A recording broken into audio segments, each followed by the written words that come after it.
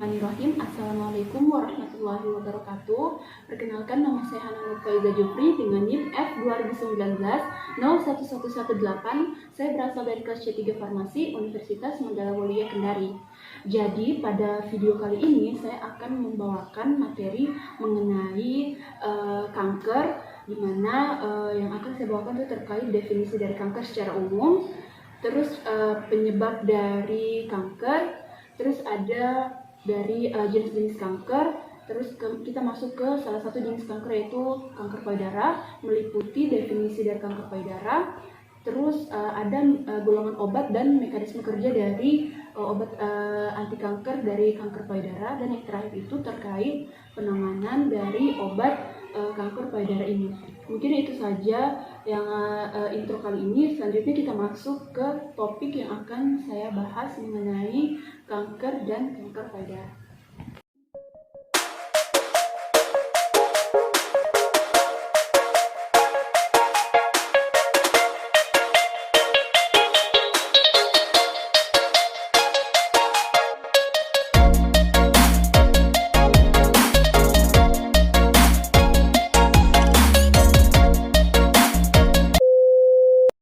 Baik, langsung saja kita masuk ke topik materi yang akan kita bahas pada video kali ini, yaitu yang pertama mengenai definisi kanker, yang kedua jenis-jenis kanker, yang ketiga kanker payudara, yang keempat penyebab kanker payudara, yang kelima golongan obat kanker payudara, dan yang keenam itu penanganan terhadap kanker payudara.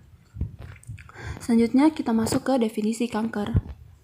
Kanker merupakan penyakit tidak menular yang ditandai dengan adanya sel atau jaringan abnormal yang bersifat ganas, tumbuh cepat tidak terkendali, dan dapat menyebar ke tempat lain dalam tubuh si penderita. Sel kanker juga bersifat ganas dan dapat menginvasi serta merusak fungsi dari jaringan tersebut. Selanjutnya kita masuk ke jenis-jenis kanker. Jenis-jenis kanker itu ada 5. Yang pertama itu ada karsinoma. Karsinoma ini merupakan jenis kanker yang ada pada jaringan epitel yang melapisi permukaan organ, kelenjar, dan kerangka tubuh. Contoh dari kanker karsinoma ini adalah kanker payudara. Yang kedua adalah leukemia. Leukemia merupakan jenis kanker pada sumsum tulang yang menghambat produksi sel darah merah, sel darah putih, dan trombosit. Leukemia ini juga umumnya orang mengetahui yaitu kanker darah. Selanjutnya yang ketiga itu ada limfoma. Limfoma merupakan jenis kanker yang berasal dari kelenjar getah bening atau kelenjar sistem limfa yang fungsinya menghasilkan sel darah putih dan membersihkan cairan tubuh. Selanjutnya yang keempat itu ada mieloma. Mieloma itu jenis kanker yang berkembang dalam sel plasma sumsum tulang, di mana tumor tunggal dia itu disebut plasmasitoma, dan yang membentuk banyak tumor tulang itu disebut mieloma ganda. Selanjutnya yang kelima itu ada sarkoma. Sarkoma ini adalah tumor ganas yang tumbuh pada jaringan ikat atau penyambung seperti tulang rawan, lemak, otot, tendon, dan tulang. Contoh kanker sarkoma ini yaitu osteosarkoma dan kondrosarkoma.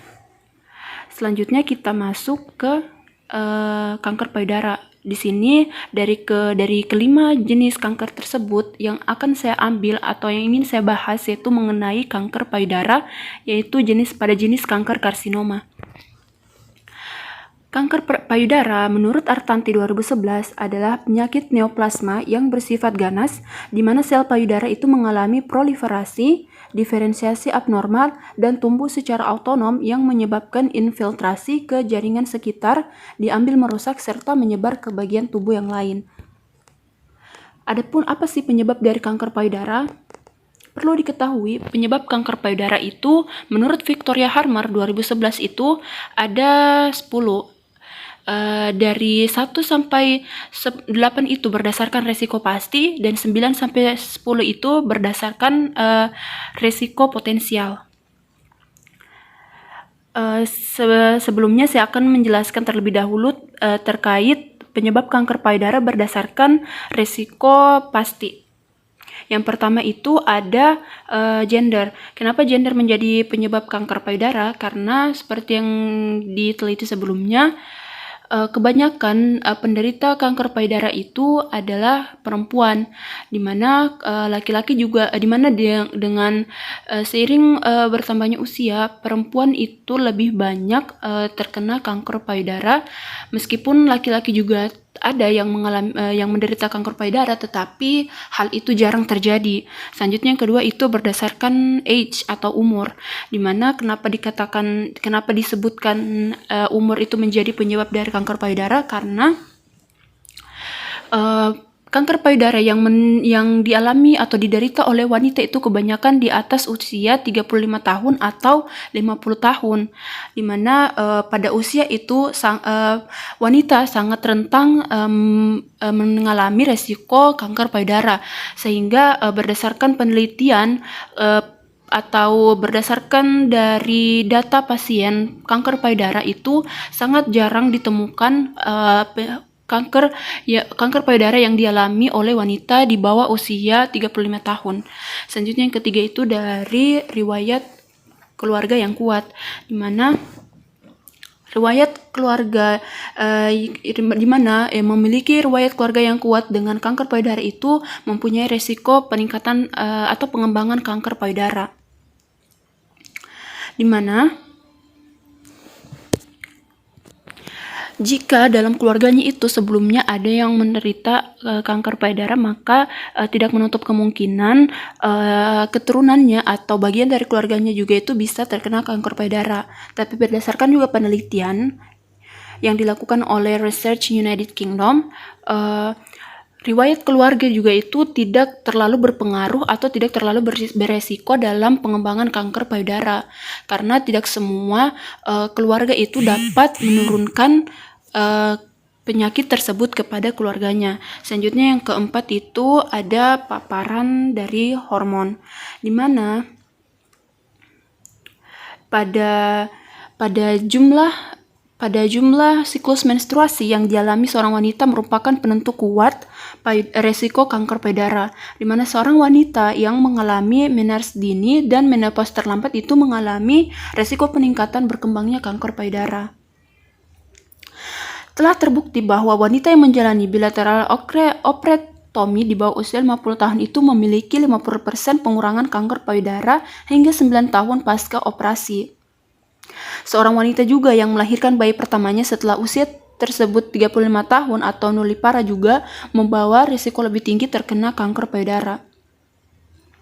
Selanjutnya yang kelima itu ada benign breast disease atau kanker payudara jinak atau penyakit payudara jinak, di mana beberapa penelitian telah melihat korelasi antara kanker payudara dan penyakit payudara jinak. Sebuah makalah konsensus yang diterbitkan oleh American College of Pathophysiologists pada tahun 1985 menggunakan 3 klasifikasi, di mana tidak ada resiko ringan dan resiko sedang terkait dari penyakit payudara jinak ini. Resiko relatif yang terkait dengan atipia adalah 4,24 dibandingkan dengan resiko relatif 1,88 terkait penyakit payudara jinak ini. Selanjutnya yang keenam itu ada ionizing radiation atau paparan radiasi pengion. Diketahui bahwa paparan radiasi pengion ini meningkatkan risiko kanker payudara, seperti yang ditemukan dalam studi penggunaan radiasi untuk mengobati kondisi jinak seperti yang dijelaskan oleh Timus Hildreth et al. Tahun 1989. Menyebutkan bahwa wanita yang telah menjalani radioterapi di dada mereka untuk mengobati penyakit limfoma Hodgkin sebelum mereka awal 30-an itu terdapat peningkatan risiko terhadap kanker payudara, dan setelah dari menjalani radioterapi itu mereka harus dirujuk untuk payudara dini, sehingga kita bisa mengetahui apakah ada potensi terkait peningkatan atau pengembangan kanker payudara setelah hasil dari radioterapi di dada mereka. Selanjutnya itu yang ketujuh ada pil kontrasepsi oral, di mana Berdasarkan The Collaborative Group on Hormonal Factors in Breast Cancer atau CGHFBC tahun 1996 mengeluarkan meta-analisis dari hasil 54 studi yang mencakup 53.297 kasus kanker payudara dan 100.239 yang dikontrol. Ditemukan bahwa mereka yang telah menggunakan kontrasepsi oral baik secara kombinasi atau secara tunggal memiliki risiko kecil namun signifikan secara statistik yang menghilang setelah 10 tahun penghentian. Namun penting diingat untuk studi ini menggunakan pil kontrasepsi gaya lama yang cenderung memiliki dosis estrogen yang lebih tinggi. Satu basis populasi pada studi kasus kontrol di Amerika Serikat juga menyarankan bahwa pil dosis rendah yang baru itu dapat memberikan efek yang lebih rendah terhadap resiko kanker payudara daripada pil dengan dosis tinggi.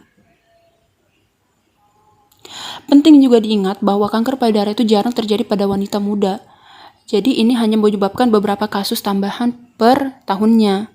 Pil kombinasi juga ini dapat mengurangi resiko terhadap kanker ovarium. Selanjutnya ke hormone replacement therapy atau HRT, di mana beberapa penelitian telah melihat bahwa hormone replacement therapy dan pengaruhnya terhadap risiko kanker payudara itu apa, di mana pada tahun 2003 hasil studi sejuta wanita diterbitkan menunjukkan bahwa jika kita menggunakan kombinasi HRT maka risiko relatif terkena penyakit kanker payudara itu 2% dibandingkan dengan 1,3% jika mengambil hanya dari estrogen saja. Di mana 10 tahun penggunaan HRT gabungan akan berkontribusi untuk tambahan 19 kasus per 1.000 pengguna terhadap potensi terkenanya kanker payudara. Selanjutnya untuk kita masuk ke risiko potensi, di mana untuk risiko potensi ini adalah adalah risiko yang belum terbukti tetapi telah mengarahkan para ilmuwan untuk meneliti lebih lanjut, yaitu yang ke-9 itu ada diet dan yang ke-10 itu ada haid. Kenapa diet menjadi risiko potensi yang diteliti para ilmuwan lebih lanjut? Karena banyak yang mengaitkan terkait penyebab kanker payudara dengan diet, tetapi belum ada bukti ilmiah untuk menghubungkan kanker payudara dengan diet ini. Karena asupan lemak dalam makanan yang telah dipelajari itu tidak menunjukkan risiko yang signifikan. Pemburu terkait bukti yang menghubungkan tentang kanker payudara dengan diet ini menunjukkan bahwa efek lemak asupan pada risiko kanker payudara menunjukkan bahwa tidak memiliki pengurangan risiko. Oleh karena itu, beberapa wanita mengurangi asupan lemak mereka tetapi tidak mungkin mengarah pada pengurangan yang signifikan dalam risiko kanker payudara. Selanjutnya yang terakhir itu ada height atau tinggi badan, di mana ada inkonsistensi mengenai temuan penelitian mengenai pengaruh tinggi pada risiko kanker payudara. Dalam studi di mana tinggi badan direkam sendiri, tidak ada peningkatan risiko diidentifikasi, tetapi dalam studi di mana peserta sebelumnya diukur, ditemukan hubungan positif antara peningkatan tinggi badan dan risiko kanker payudara. Itu berdasarkan Ventiman tahun 2001. Jadi tidak ada bukti kuat yang menunjukkan mengapa tinggi badan berperan dalam risiko kanker payudara. Dihipotesiskan bahwa diet masa kanak-kanak, kemakmuran, dan aktivitas fisik selama pubertas mungkin memiliki pengaruh terhadap risiko kanker payudara. Mungkin itu saja penyebab atau faktor risiko penyebab kanker payudara. Selanjutnya kita masuk ke topik selanjutnya, yaitu mengenai golongan obat kanker payudara. Untuk golongan obat dari kanker payudara itu yang pertama ada golongan Selective Estrogen Receptor Modulators atau SERMS yang meliputi yang pertama itu obat tamoxifen, di mana obat tamoxifen ini dia bekerja dengan cara menghentikan hormon estrogen yang mengikat sel. Tujuannya agar kanker tidak tumbuh dan membelah diri. Dengan kata lain, tamoxifen itu bekerja dengan cara memblokir atau mencegah dampak estrogen di jaringan payudara. Estrogen sendiri adalah hormon wanita yang diproduksi secara alami oleh tubuh. Hormon ini dia dapat meningkatkan pertumbuhan sel kanker. Jadi berdasarkan mekanisme kerja dari tamoxifen dalam memblok reseptor estrogen, yaitu ketika tamoxifen masuk ke sel kanker, maka akan mengikat estrogen reseptor, di mana bisa kita lihat yang biru itu adalah tamoxifen. Dia itu pada saat masuk ke sel kanker akan berikatan dengan reseptor estrogen yang warna hijau itu. Jadi ini adalah gambar setelah pengikatan antara tamoxifen dengan reseptor estrogen. Yang warna kuning itu adalah nukleus, dan yang di bawahnya itu yang berlilit itu adalah struktur DNA. Tetapi kita bandingkan jika jika hormon estrogen atau sel kanker yang masuk ke dalam sel, maka itu dia tidak bisa mengikat reseptor, justru akan terpantul kembali dan akan keluar. Jadi sel kanker itu proliferasinya itu dapat dicegah. Selanjutnya gambar di sebelahnya itu adalah struktur dari tamoxifen, di mana yang struktur N itu yang berada di sebelah kiri itu merupakan penghambat dari pertumbuhan sel kanker. Selanjutnya kita masuk ke golongan obat yang kedua, yaitu ada golongan aromatase inhibitors atau AILs, di mana obat ini dia digunakan untuk mencegah jaringan lemak dalam memproduksi estrogen, tapi tidak mencegah produksi estrogen dari ovarium, sehingga aromatase inhibitor ini dianggap hanya efektif diterapkan untuk wanita pasca menopause. Contoh obat dari golongan aromatase inhibitors ini adalah letrozole. Letrozole dia ini bekerja dengan menghambat kerja enzim aromatase sehingga dapat menekan sintesis estrogen di jaringan perifer dan jaringan kanker payudara. Akibatnya pertumbuhan sel kanker payudara itu dapat dicegah. Berdasarkan mekanisme kerjanya, dia ini androstenedion dan testosteron dia ini akan memblok aromatase dari aromatase inhibitors, di mana aromatase pada androstenedion dia ini akan mengeluarkan estron yang nantinya akan bersama-sama menghasilkan estradiol. Nah, estradiol nanti ini dia akan masuk ke dalam sel kanker dan akan berikatan bersama dengan tamoxifen untuk mengikat dari reseptor estrogen, sehingga pertumbuhan sel kanker itu dapat dihambat. Itu terkait mekanisme kerja dari obat aromatase inhibitors ini. Terus yang di sebelah ini adalah merupakan struktur dari obat letrozole. Bisa kita lihat bahwa bagian yang paling atas itu ada 3 gugus N, di mana gugus inilah yang menghambat pertumbuhan dari sel kanker payudara.